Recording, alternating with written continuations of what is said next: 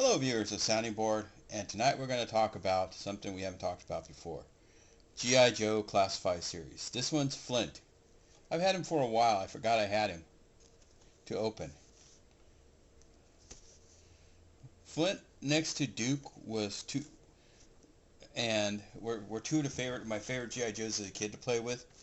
The other one was Recondo and Outback. I think I liked Outback more the way he looked because he reminded me of a redheaded Chuck Norris, than anything else, but I did enjoy playing Recondo a lot because he was the jungle trooper. And Flint here was one of my favorites to play around with. He was the warrant officer. Duke was the master sergeant. And his complementary figure technically is Lady J, even in a lot of things. In Cobra, I used to like playing with the Baroness and Destro, and have them surrounded by stormtroopers and Star Wars alternate guys instead of Cobra soldiers. My brother liked Cobra officers more, Cobra soldiers and stuff. But let's open up Flint and see how these G.I. Joe classifieds are made, because we haven't looked at one yet. We've looked at a few classic G.I. Joes. Not so much classic, but modern classics. But let's look at this one and see how they're made. Because this is a Hasbro product, so it's probably going to have the quality of at least the Marvel Legends.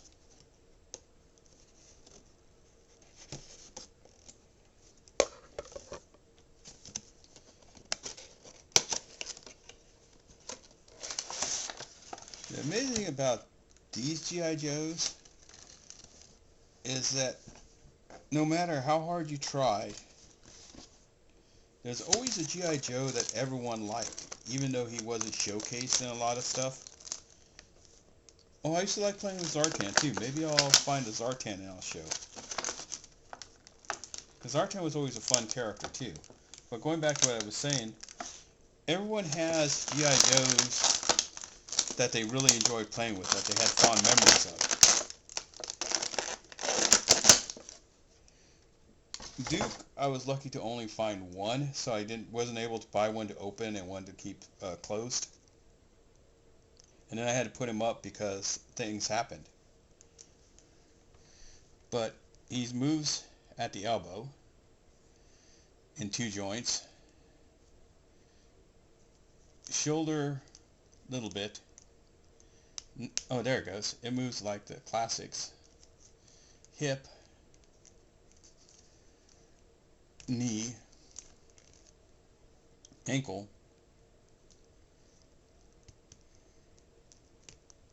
ankle has two places,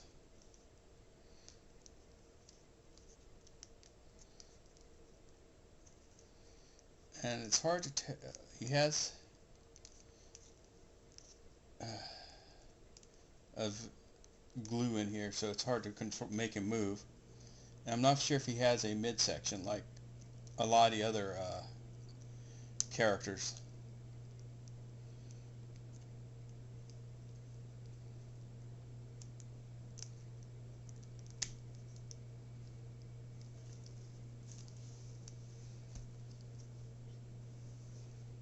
His accessories is his classic beret, the black one that we know him for. He comes with his classic riot shotgun, but this one's more updated than the one you got when you were a kid, when you got the little green one, which was one of the funner weapons to play around with. I don't know what it is about shotguns that they're fun to play around with.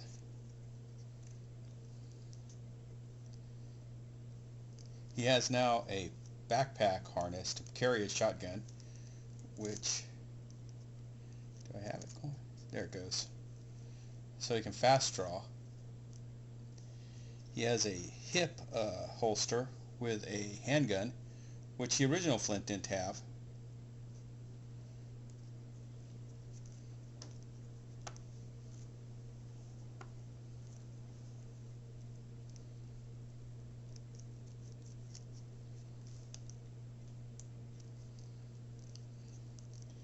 He has a belt, his classic two belts that he had when I was on him. He has the shoulder harness. I mean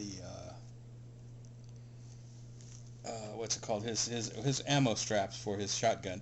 But this time he has a bulletproof vest as part of it, which is surprising. They kind of updated him for modern showing. He has ankle armor, which he didn't have on the original. And he didn't have knee pads. He had poofy parachute pants. He does have the rolled up sleeves from the classic. He even has his watch, which the original had. I had to paint the gloves on him because the original Flint doesn't have gloves. Suspenders. Ammo suspenders. That's what they are. He does have the ammo suspenders, and like I said, he does have a battle armor now between that's part of the suspenders now. So it's part of a bulletproof vest.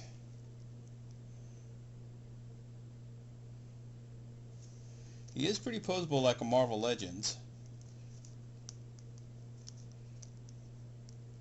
But so far there's not too many of the as posable. He's more posable than the original Joes. But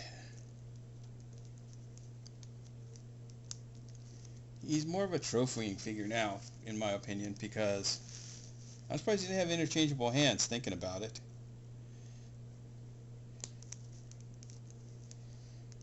Maybe they didn't want to give him interchangeable hands because most of the Joes are refurbished parts from other Joes.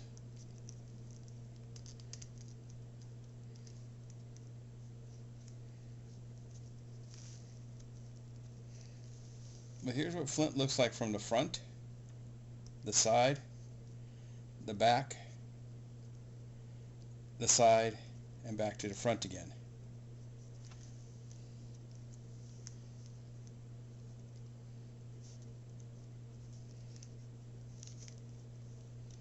He can't hold the shotgun too well. It's too heavy. His hands are too hard, so they're not as meetable as they should be.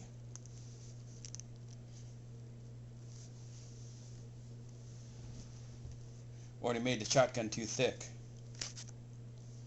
But it is kind of cool having one of the Joes from when I was a kid. There's not too, like I said, there's not too many of them that I would want.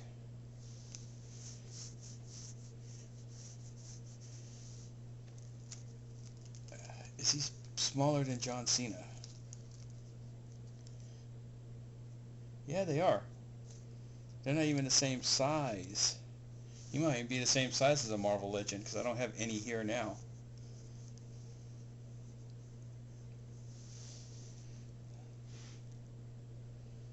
So yeah.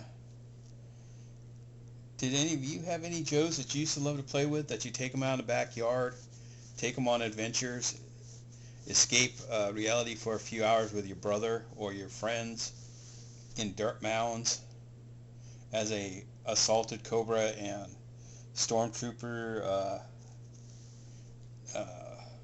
battlements? Because after all, you never had enough Cobra Troopers or Stormtroopers, so you combined the two. That's where my friend Matt would you have core guys. Mike just had Cobra guys for the most part, and he would have them capture his G.I. Joe guys. He liked Cobra better. That's Monster Mike. I'm not going to say anything else he would do with them because we want to keep our channel right now. But yeah, I may try to get a couple more to show as display, just to show that there's a difference in the Joes and stuff. Oh wow, his neck turns, but a lot of his joints are kind of, there it goes.